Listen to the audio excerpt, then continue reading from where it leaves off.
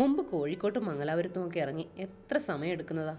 ഇതുപോലെ നമ്മുടെ നാട്ടിൽ തന്നെ വിമാനം ഇറങ്ങാൻ കഴിയുന്ന ഒരു കാലം അടുത്തെങ്ങും വരുമെന്ന് കരുതിയതല്ല. കണ്ണൂർ വിമാനത്താവളം എത്ര പെട്ടെന്നാണ് ഒരുങ്ങിയത്.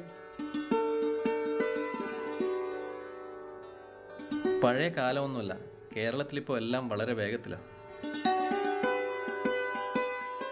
നിങ്ങൾ ജോലി ചെയ്ത ആശുപത്രി കലാപത്തിനിടയിൽപ്പെട്ടു എന്ന് കേട്ടപ്പോൾ രാത്രി 1 മണിക്കാണ് ഞാൻ നോർക്കയുടെ കോൾ സെൻറ്ററിലേക്ക് വിളിച്ചത്.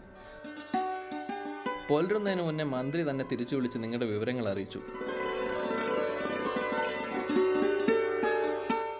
അന്ന് രാത്രി നമ്മുടെ മുഖ്യമന്ത്രി തന്നെ നേരിട്ട് ഞങ്ങളെ വിളിച്ചു.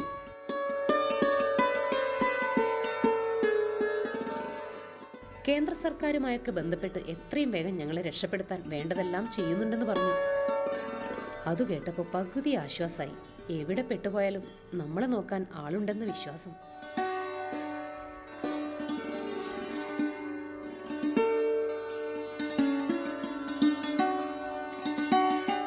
ഈ റോഡൊക്കെ എന്തുമാത്രം മാറിപ്പോയി ഇച്ചായ. ഞാൻ പോകുമ്പോ കുണ്ടും കുഴിയുമായി കിടന്നതാ. ഇതൊന്നുമല്ലടി, ശരിയായ മാറ്റമൊക്കെ നീ കാണാനിരിക്കുന്നതേ ഉള്ളൂ. മെക്കാടൻ ടാർ ചെയ്ത ഈ ഹിൽ ഹൈവേ കാണുമ്പോൾ തളിപ്പറമ്പിലെത്താൻ 2 മണിക്കൂർ എടുത്തിരുന്ന നമ്മുടെ പഴയ റോഡിനെ ഓർത്തു പോവുക. മലയോര വികസന ഏജൻസി വന്നേ പിന്നെ എന്തുമാത്രം റോഡും പാലവുമാ നമ്മുടെ നാട്ടിൽ വന്നത്. വെള്ളത്തിനാണെങ്കിൽ പുഴയിൽ മണൽച്ചാക്കൊന്നും ഇടാൻ പോകണ്ട, എല്ലായിടത്തും ചെക്ക് ഡാമായി.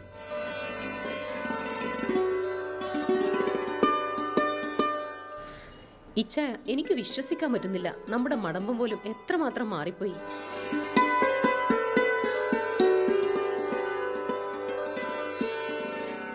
ഇതുകൊണ്ട് നാട്ടിൽ വേനൽക്കാലത്ത് പോലും വെള്ളത്തിന് മുട്ടില്ലാതെയുമായി.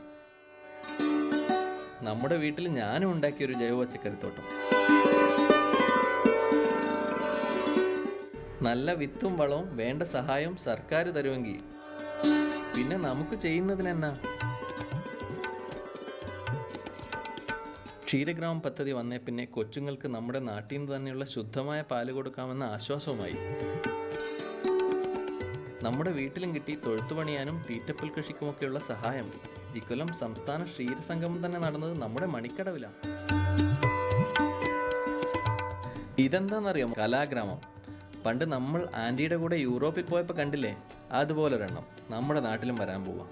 നമ്മുടെ നാടും ലോക പ്രസിദ്ധമാവാൻ പോവാ മോളെ.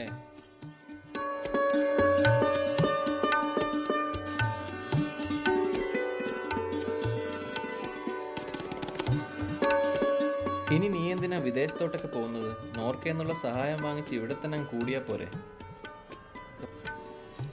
അതല്ല ഇച്ചായ, മലയാളികൾക്ക് ലോകത്തിന്റെ ആകെ ബഹുമാനം നേടിത്തന്നൊരു തൊഴിലല്ലേ ഞാൻ ചെയ്യുന്നത്. വന്ന് വിമാനമിറങ്ങുമ്പോൾ സ്വീകരിക്കാൻ തന്നെ മന്ത്രിയോടൊപ്പം എത്ര പേരാ വന്നത്. ഇവിടെയും വിദേശത്തുമൊക്കെ വലിയ വലിയ സ്ഥാപനങ്ങളിൽ ജോലി തരാമെന്ന് പറഞ്ഞു. നോക്കട്ടെ, കുറച്ചു ദിവസം കഴിഞ്ഞ് നമുക്ക് സാവധാനം ആലോചിച്ച് തീരുമാനിക്കാം. അതുവരെ നമുക്ക് നമ്മുടെ നാടിൻ്റെ ഈ പച്ചപ്പും ഹരിതാപയും ഒക്കെ കണ്ടങ്ങനെ നിൽക്കാം. എന്താ പോരെ?